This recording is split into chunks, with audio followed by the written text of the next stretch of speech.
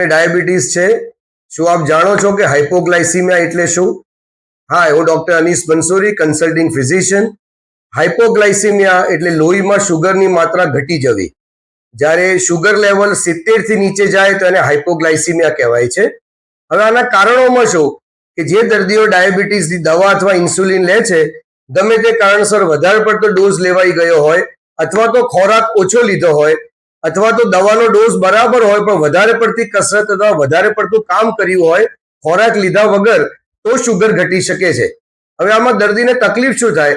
દર્દીના ધબકારા એકદમ વધી જાય, દર્દીની આંખોની સામે અંધારા આવે, એને ચક્કર આવે, પરસેવો થાય, હાથ પગ ઢીલા પડી જાય અને વધારે પડતી તકલીફમાં દર્દી શું બોલી રહ્યું છે ચોખ્ખું આપણને સમજાય નહીં, બોલવામાં તકલીફ પડે.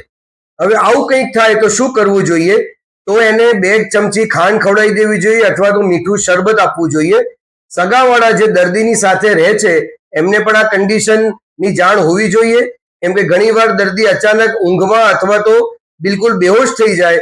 જો દર્દી બેહોશીની હાલતમાં હોય તો મોઢેથી કશું આપવાની કોશિશ ના કરવી અને નજીકની હોસ્પિટલમાં દર્દીને લઈ જવું.